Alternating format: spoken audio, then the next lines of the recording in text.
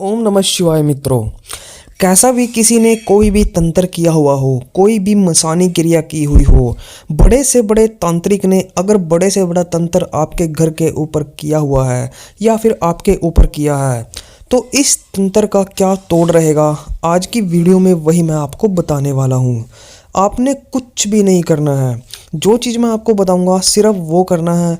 आपको ये भी पता चल जाएगा कि किसने तंत्र किया हुआ है और क्या तंत्र किया हुआ है, किस चीज़ के लिए किया हुआ है, और साथ ही साथ तंत्र की काट भी साथ के साथ होगी। तो जानने के लिए आप इस वीडियो को लास्ट तक ज़रूर देखें और वीडियो अच्छी लगे तो चैनल को सब्सक्राइब ज़रूर करिएगा। जैसे धरती पर सात्विक शक्तियाँ होती है, वैसे नकारात्मक शक्तियाँ भी होती हैं। जो नकारात्मक शक्तियाँ होती हैं वो हमेशा जो मनुष्य होते हैं उनको नुकसान पहुंचाने के लिए होती हैं, और जो सात्विक शक्तियाँ होती हैं वो देवताओं की शक्तियाँ होती हैं, वो हमेशा मनुष्यों को फ़ायदा देती हैं। लेकिन जो ये सात्विक शक्तियाँ होती हैं इनकी पूजा पाठ करनी होती है। पूजा पाठ करने के बाद देवताओं को प्रसन्न किया जाता है, तब वो हमारा साथ देते हैं। उसके विपरीत जो नकारात्मक शक्तियाँ होती हैं, जो तांत्रिक बेचते हैं या जिन्होंने दोस्तों मसान क्रिया की हुई होती है, शमशान से किसी भी मुर्दे को उन्होंने अपने वश में किया हुआ होता है, ये सब तांत्रिकों का काम होता है।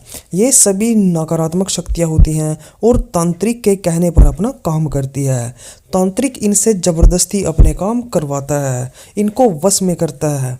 चाहे आपके घर से किसी आदमी की मृत्यु हो जाए और आप जाके शमशान में उसका दाह संस्कार कराओ, उसके बाद तांत्रिक उसको अपने कब्जे में ले सकता है अगर तांत्रिक चाहे, और आपके ही घर में जो है उससे क्लेश मचवा सकता है। तो ये तांत्रिक के ऊपर निर्भर करता है। अब आपके ऊपर क्रिया वही करेगा जो आपसे जलने वाला होगा। जैसे कोई पड़ोस का या फिर कोई रिश्तेदार या कोई दोस्त आपके ऊपर क्रिया करता है, ऐसे तांत्रिक किसी के ऊपर क्रिया नहीं कर सकते, क्योंकि तांत्रिकों को आपका कपड़ा, जो कपड़ा आप डालते हो, थोड़ा बहुत उसका टुकड़ा चाहिए होता है।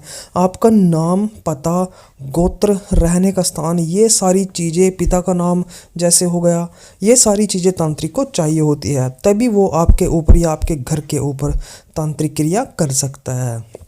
लेकिन इन सब से ऊपर होती है देवताओं की शक्तियाँ। देवताओं की शक्तियाँ अगर किसी आदमी के पास है तो तांत्रिक चाहे कितना भी बड़ा हो, कितना मर्जी वो जोर लगा ले, वो आपके ऊपर क्रिया बिल्कुल भी नहीं कर पाएगा, क्योंकि देवताओं की शक्तियों से ही ये शक्तियाँ निकलती हैं। कुछ शक्तियाँ अच्छी होती हैं, कुछ बुरी होती हैं। जैसे दुख है तो सुख भी है, अच्छा है तो बुरा भी है, वैसे ही अच्छी शक्तियाँ भी हैं और गंदी शक्तियाँ भी हैं। गंदी शक्तियों का इस्तेमाल किसी का बुरा करने के लिए ही किया जाता है।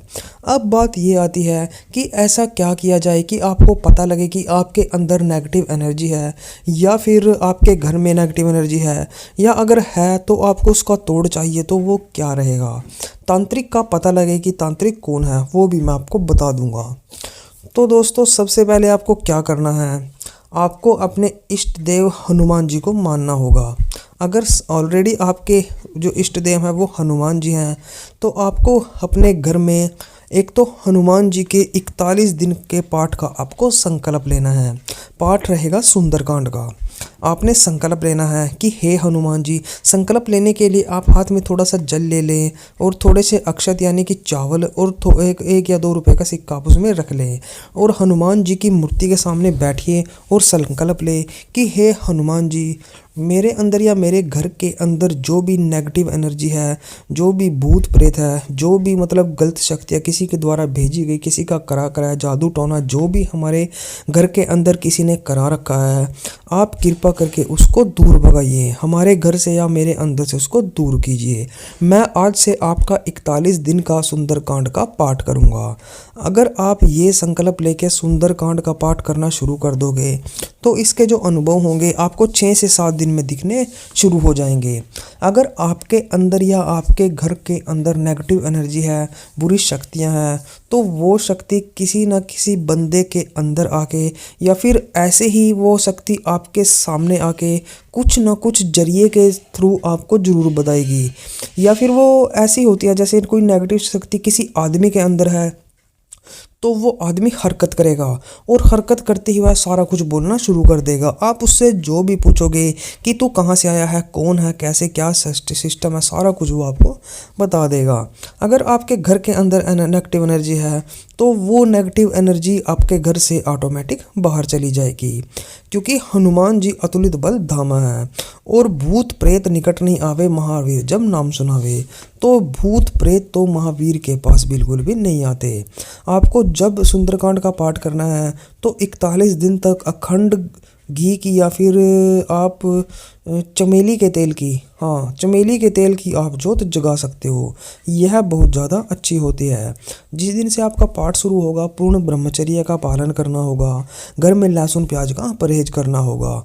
बस इस दिशा में आप जो है आगे बढ़े और 41 दिन का सुंदरकांड कांड का पाठ करने का आपको नियम लेना है। लगातार आपको 41 दिन तक करना है। आपको 6 से 7 दिन में ही अनुभव होने स्टार्ट हो जाएंगे। आपके घर से जो नेगेटिव एनर्जी है वो निकल कर भागेगी। जैसे ही आपका सुंदरकांड का पाठ खत्म होता है तो उसके बाद आप हनुमान चालीसा का नियम भी जरूर लें। जैसे सुंदरकांड का पाठ खत्म होते ही आपने 2 बार हनुमान चालीसा पढ़ी या फिर 3 बार पढ़ी या फिर 7 बार पढ़ी या 11 बार पढ़ी, हनुमान चालीसा में हर एक तंत्र का काट होता है। अगर कितना भी बड़ा कोई भाई मतलब किसी ने तंत्र किया हुआ हो तो हनुमान चालीसा से 101% वो कट जाता है। हनुमान जी के आगे कोई भी तंत्र नहीं चलता, इस बात का आपको ध्यान रखना है। जितनी ज़्यादा से ज़्यादा भक्ति करोगे हनुमान जी आपके साथ होंगे, आपके घर में वास करेंगे और 41 दिन की अखंड ज्योत जब उनकी जलेगी तो उससे आपके घर की और आपके अंदर से जो भी नेगेटिव एनर्जियाँ हैं वो सारी एकदम से भाग जाएगी। और एक टोटका मैं आपको और बताता हूँ। इसके साथ साथ आपको एक छोटा सा काम और करना है। आपने बाज़ार जाना है और बाज़ार जाके हनुमान जी की पंचमुखी जो मूर्ति होती है, या तो आप किसी लकड़ी की लेके आएँ या किसी भी चीज़ की बनी हुई हो, उससे कोई प्रॉब्लम नहीं है। अगर आपको पंचमुखी मूर्ति ना मिले तो आप नेट से जो है हनुमान जी की पंचमुखी फ़ोटो को डाउनलोड कर लीजिए और उसका अच्छा सा प्रिंट निकलवा के और उसको अपने घर की जो मेन चौखट है, जो मेन दरवाज़ा होता है जहाँ से आना जाना होता है, उसके बिल्कुल ऊपर की साइड बीच में आपको लगा देनी है। पंचमुखी हनुमान जी आपके घर की चौखट पर ही बैठ जाएंगे और जो भी नेगेटिव एनर्जियाँ होंगी उनको बाहर निकालेंगे।